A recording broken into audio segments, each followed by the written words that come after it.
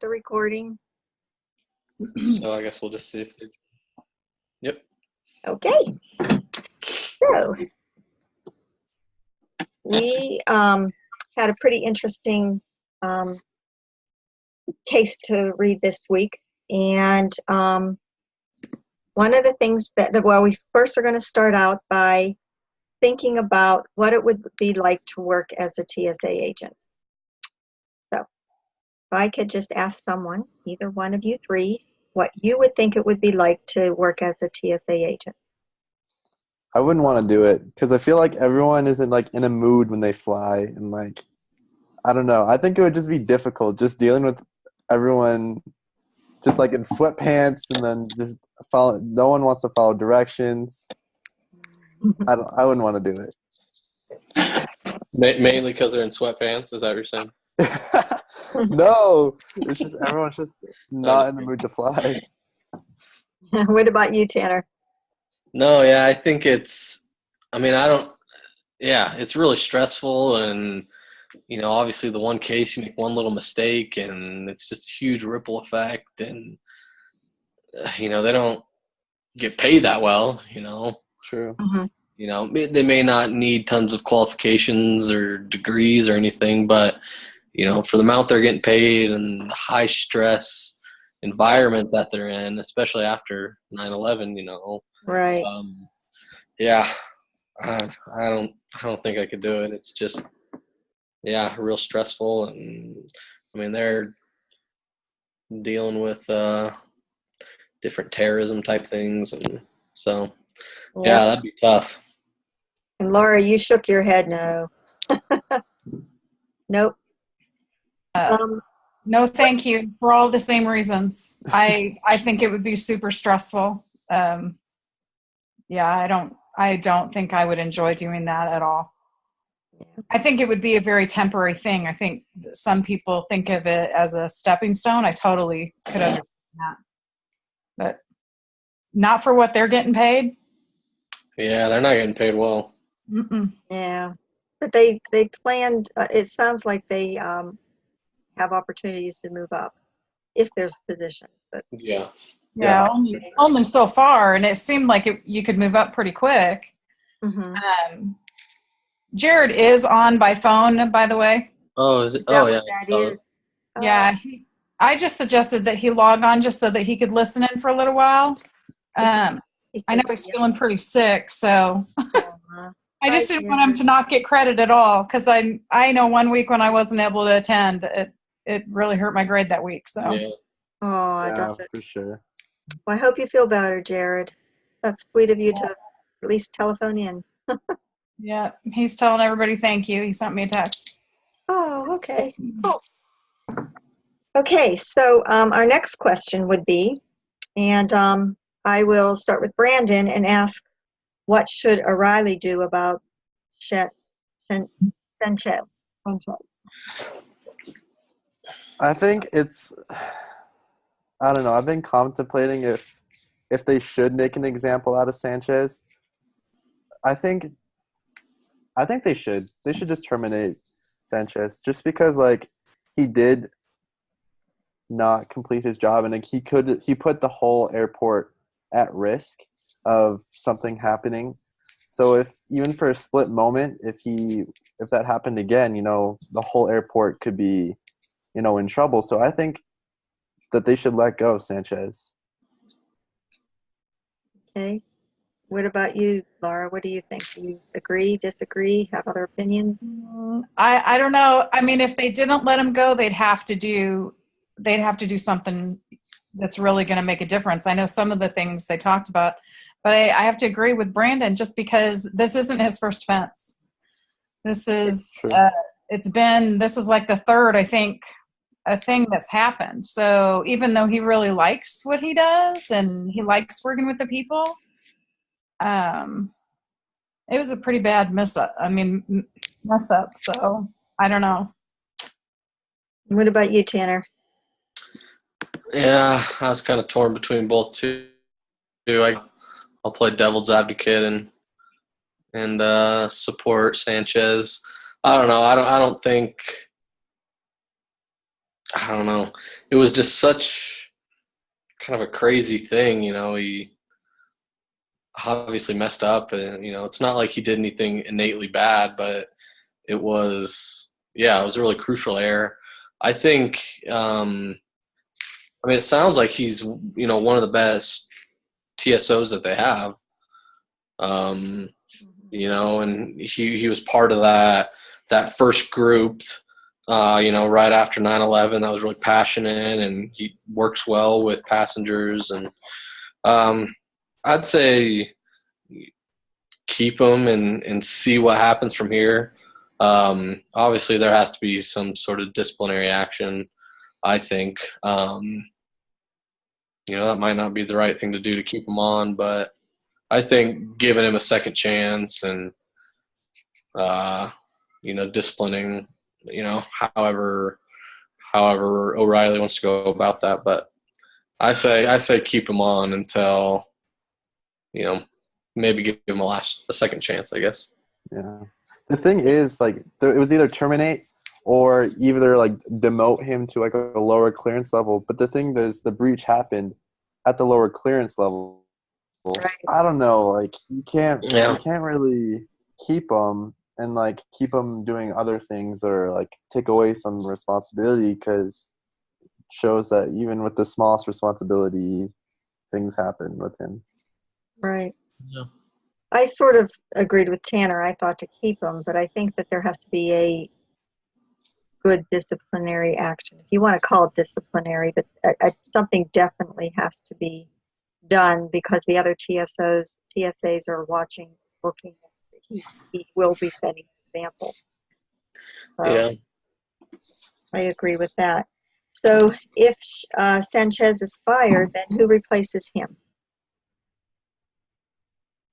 This is sort of a silly question, because you just figure. Well, some of the problems that they're having are those young kids that are coming in that don't care. Yeah. And so that's the hard part right there, is if we do let him go, we're probably replacing him with somebody who is not going to do the job half as well as what Sanchez could do. So I don't know. I guess if you think about it in that way, what's the worst of what's the lesser of two evils there? I mean, yeah. Do you give him one of those mandatory leave, day off and have him make the decision? Are you going to commit to, to making sure that these kinds of things don't happen, or let him voluntarily say he's done? But I don't know. I didn't think of that. Oh.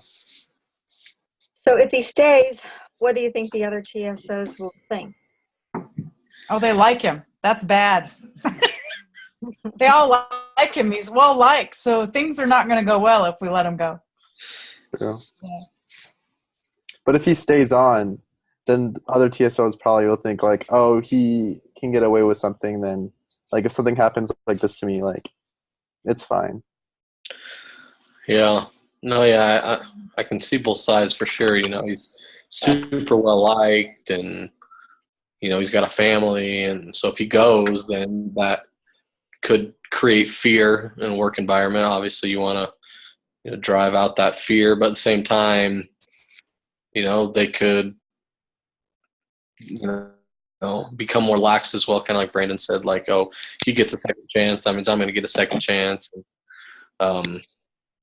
I think you got to take everybody's employment on a case-by-case basis, but I think Sanchez was, really well liked and does a super good job, and he's part of that first generation of TSOs that are really passionate and do a good job. So yeah, and that's where I think that O'Reilly is like struggling, because he is a good employee, meaning he's well liked, he likes his job and so forth, and he goes above and beyond making people feel comfortable when they come through the airport.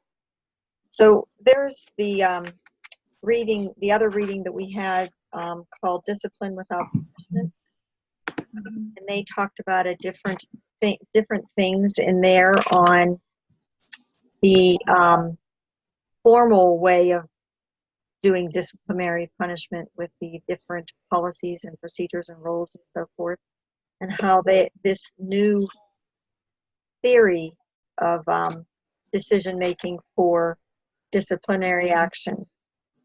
So within here, they talked about the managers in the beginning to always compliment people and tell them of the things that they did good as they were doing it, keeping close communications with them as they're going through their job performances. And if they have to take disciplinary actions, then there are certain criteria that they use, certain planning that they use to help the employees through it. The one that I thought was a good one was, and I'm trying to figure out which one it was where the manager talks with them, gives them a day off paid. I mean, that to me was like, wow. It's not like at the hospital, there was a guy who fell asleep at his job quite often. And they gave him like warnings. And then after he had 3 warnings, he had a suspension of 3 days off work without pay. And that's the way I've always known it, without pay. But this is with pay. What do you think about that?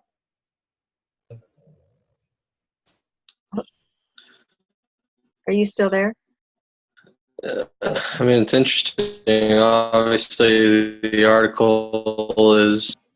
I can hear you. Yeah, me too. Barb froze, Barb though. there? Yeah. Are you back? It's my connection. Are you guys still there? Yeah, you're cutting in. You're cutting in and out Yeah. a little bit. Yep. Yeah. So anyways, I think, obviously the article is discipline without punishment. And yeah, it is interesting, how they talked about a paid, it's kind of weird, it's like paid vacation, it just kind of takes the day off. But I guess it's just a different paradigm shift where they're taking a day off to kind of regroup their thoughts, and they know that they're being disciplined.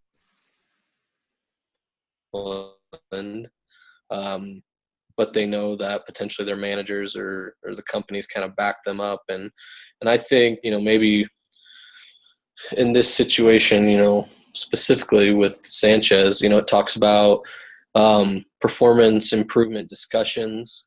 I think O'Reilly definitely needs to have one of those with Sanchez. And then, and then it talks about formal reminder number 1 and 2, and then they kind of go from there. But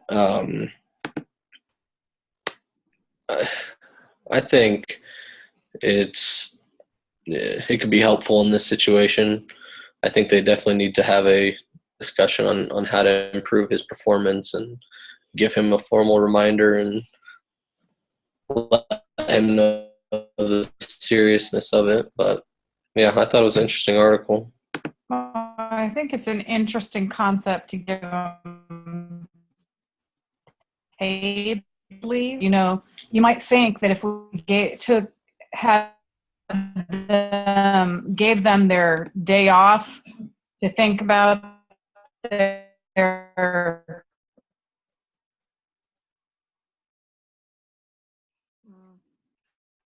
I'm losing you again. what's happened via Friday, and they have to talk. It's an interesting concept of they're giving them this day off, mandatory. You can't come to work, and you have to decide that when you come back, are you going to commit yourself to following all the rules and doing everything, or are you going to say I can't do it and walk away? To me, it's an opportunity for them to recommit themselves, but also to decide if they really don't think they can do it, maybe they just walk away. I don't know. It's interesting though. Yeah. And it says that even if they do it on a weekend, like a Friday, some people think that's a nice long weekend, that's like perfect, but they are supposed to come back with a solution as to how they're going to improve themselves and correct the problem. So I don't know. It's different, but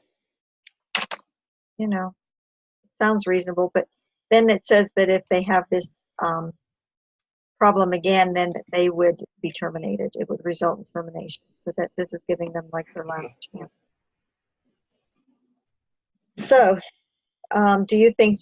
I think Tanner did say this, that Sanchez should take a paid decision-making day. Is that what you think? I mean, that's what I said, I guess. I was advocating to keep him. I'm not sure what, Laura and Brandon, you guys said fire him. I don't know. What do you guys think? I think now discussing it, I think it is a good option to, since he is such a good worker, to maybe use all our options before we terminate him. So I think he should take that day, and then if that doesn't work, then termination sounds like the best option. So what do you think the public would think? Because usually, because this is probably broadcasted on television, what do you think the public would think about their decision on giving him a day off paid? And I think people take their safety very seriously.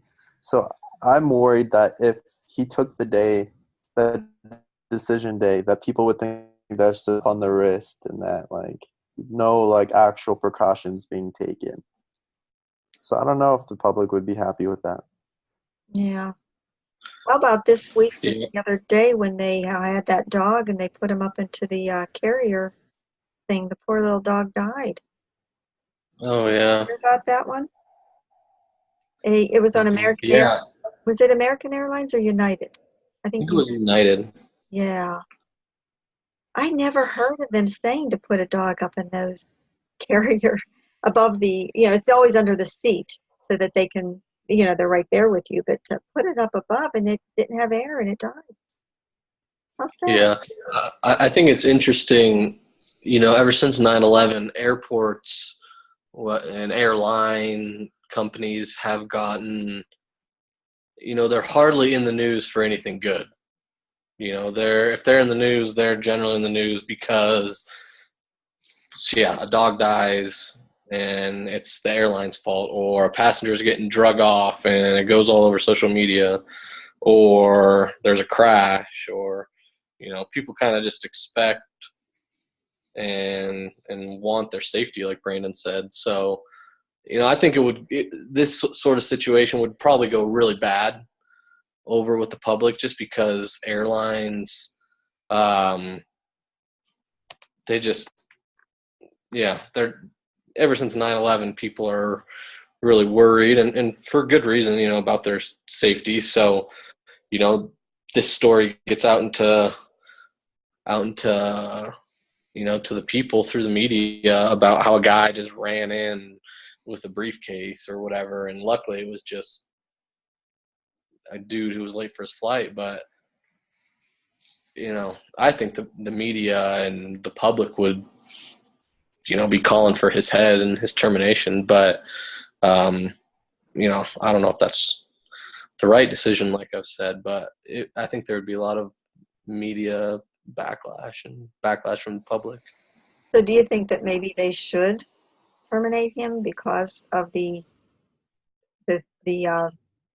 public's reaction and so forth? Because that's what they're there for. It's home security. They're there to protect the people. So she has a really tough decision to make. Yeah, I don't know. I still kind of stick by my stance. It's I don't think it's kind of like Laura said. It's like they're going to replace him with somebody who's potentially going to be worse.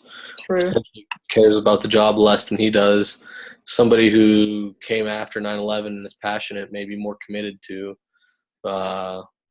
rededicating himself and recommitting himself. And I don't know. You hear about these sorts of crazy things all the time that get into the media, and maybe somebody shouldn't be fired, but the public or a company or the board of a company is calling for somebody to be fired because that's the only way that, you know, the people will feel okay with something bad that's happened. So it's a tough situation for sure.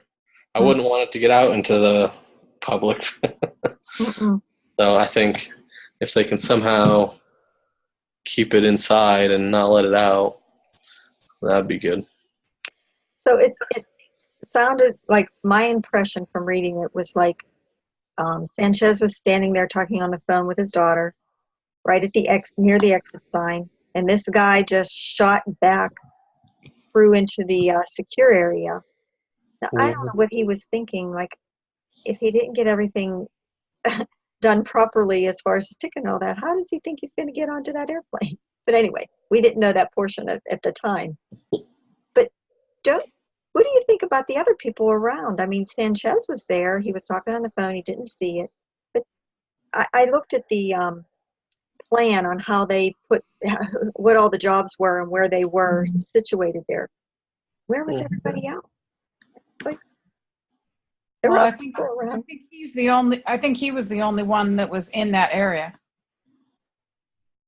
But if He was- you look at the exhibits in the back, it shows it a little better, and there are other people around. So do you think, I'm thinking, well, maybe it wasn't all his fault. It's exhibit 4. Well, he's the exit line monitor. There's nobody else around right there. Yeah, I don't think he was that at that day though, was he? I thought he was just standing there talking to his daughter on the phone. Well, who's the one that reported that the guy went through? Was it another TSO or was it people that are flying? It was a traveler. The traveler saw it, and she reported it after she got up closer to the LTSO or whatever it is. She reported it to them. Yeah, so the hard thing is with this is that what if his intentions were to do something bad and he got through and that passenger didn't say anything? Yeah, that would have been. mean, you know, the consequences could have been horrific. And to me, that's when you look at the punishment or the disciplinary action that needs to happen, it could have been very bad. It ended up that the guy was on the plane already. They got him off the plane, talked to him, cleared him, realized that he was just late, and tried to, you know, skip part of security. But I don't know. I mean, it's hard all the way around. This is not an easy decision to make. No, and they had to bring the dogs in, and the dogs had to check his bag out, make sure it wasn't a bomb. Whoa. Yeah. So, what could have been done to better prevent the situation? That one's a hard one because this was all done. Well, he needed to not be on the phone. Right. When you're on duty, you can't be on your cell phone. That's just. Yeah. And that's probably what the guy did. He just took advantage of the opportunity because he wasn't paying attention properly. I guess.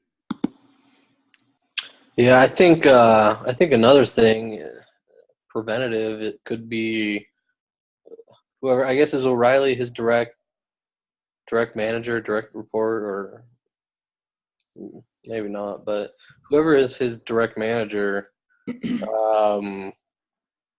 know, they probably need to staff better. I mean, he was working a double shift, so you know he could have been really tired, and you know, so I think, you know, obviously those types of things happen, but you know, probably needed to prep a little bit better for that, so he wasn't, you know, doing a second shift, and you know, maybe you know, there really isn't an excuse for, you know, why he's calling, but you know, just kind of looking at it from his angle, you know, he'd been away from home for so long, was doing the 2 shifts, and so I think a little bit of better planning could have could have helped out as far as staffing needs. Yeah. So he was picking up extra shifts. So you're saying that maybe they should have monitored better the extra shifts that he was picking up and not allowing him to do doubles. Yeah, or maybe they could have a policy in place where, if somebody's on a second shift or picking up a double shift, that somebody who's on a first shift or a manager monitors that person more closely. Whether it's an LTSO or another TSO who's on their first shift, could monitor that person on the second shift, see how they're doing, check up on them. Some sort of policy like that where they can help the person who's been there for already, so long. So that's just, kind of an idea for as far as policy is concerned. Sometimes in those areas, and I don't know which one, but just from traveling, the little bit that I do, I don't travel very much, is occasionally they will have like two people on an X-ray machine because they both have eyes on the machine at the same time, or two people that are doing something different, maybe for a second shift, instead of it being, I don't know, that area where he was at, they were saying was a pretty low key area, but so I don't know.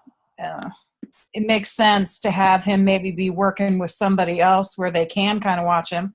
Everybody's got their own jobs that they've got to be doing, and they're watching all of these travelers, especially if they're really busy or it's just a busy time of day. It can get pretty hectic. Yeah. Hey, I have a question. A little thing popped up and said that if I have 10 more minutes left, if I want more minutes, I pay $14.99. What's that mean? I've got something here that says remaining time. There's 7 minutes left. 7 minutes left. What I wonder. did I do? I don't know. I really wonder. went up. That may have happened when Jared, I think. When Jared was at Jared, and then we all just logged back in. So if we all get kicked off, we'll just log back in. Did you put a end time on this meeting? A 1 hour. It was from 8:30 to 9:30. I did something wrong. I didn't do it right. Yeah, I didn't put an end time when I did it. Yeah. So I don't know. Either. But it probably is giving you an end time. So Yeah. Okay, so we're going to get cut off pretty soon. So if we just log back in, will we get back into this same one? You think? Yeah. Okay. Did he resend a new one, or did we just get back to the same one? I can't remember. no, we just got back. We just got back on the same one. Oh, okay. All right. Well, I guess we'll do that. Okay. So our next one is that we have to think about a percentage of the breach, of a percentage in regards to the breach. What percentage was the TSA's fault? What percentage was Sanchez's fault? So I guess they're asking us to sort of evaluate that maybe it was not just his fault, it was others. And if it was, what percentage would you put on either one? So who are the few groups or the two groups? His fault. And it just says TSA. Yeah, Oh, it just says TSA. TSAs. Because if you look at, like I said, at Exhibit 4, there are other TSAs in that area. There is a TSA in the entryway. There's people on the X-rays operating machines and the pat down. You know, they're all around where he is. And none of them saw this guy either. So Let's see. but the travelers are the ones that were right outside. So if he squeezed in to, by the exit lane to get into the terminal, they would be the ones that would be front view of seeing it, the travelers.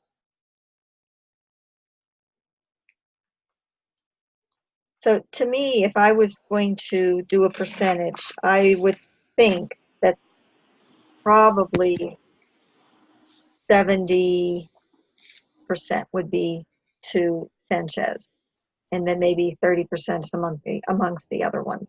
That's probably how I would evaluate it. Yeah, I think that's what I was thinking as well. I mean, whether it's, other officers or just the fact that they're not putting plans or policies in place to help people who are on the second shift, or, having two eyes at each section. But he still did choose to make the call and not pay attention. So I think 70-30 is pretty fair. Yeah, I want to say maybe 80% his fault, maybe 20% the team's fault, because it was his job responsibility. So it should be, I think, a little higher. But also, it's slightly the team of TSAs that should have been able to stop this altogether. Okay. And I do like your ideas about on the double shift, having two people there, because that does make sense to have additional people there to help out. So they want us to role play again. So we need two people to offer, one to play O'Reilly and the other one to play Sanchez. And this would be a scene where O'Reilly does talk. Sanchez is off. It comes into his shift, and he has to go directly to see her. So we have to see that person has to play O'Reilly as to exactly what would happen that day, what she would do with him, and how he would react to her. I'll be O'Reilly. I'm so ashamed of you. You're fired. So Tanner and Brandon, which one of you would like to be Sanchez? I'm kidding. Somebody else can be O'Reilly. No, you already got it. You got it. You already doing the job. All right, Tanner, who's it going to be? I can be it. Sure, go for it. Okay. Okay. Do we want to start? Well, we got 2 minutes left. We're going to get cut off, but. You're going to get cut off. Oh, It'll have to be quick. Okay. It'll be quick. Tell me about what happened yesterday. I was tired. I was on my second shift, and I just, I hadn't seen my daughter, and I needed to remind her to do her homework, because, I want her to get good grades and go to college, and, that's why I'm picking up all these extra shifts, and, I know I made a mistake, but it won't happen again. That I'm passionate about TSA and security, and it was just a bad error on my part, and I won't let this happen again. Well, we've had issues in the past. So what do we do now to make sure that these things don't keep happening? Have you heard of paid time off? I think You want paid time off? I won't have to keep working double shifts if you just let me have a day off with pay. Yeah, right. That's what the reading suggests, I guess. No, I think, I need to obviously dedicate myself again and put the patients, sorry, I work in a medical clinic, the passengers first, and their safety first, even over my family's, while I'm at work at least. So I'll rededicate myself for sure, and make sure this doesn't happen again. Okay. Well, because of the seriousness of the situation, I am going to have you take a day off without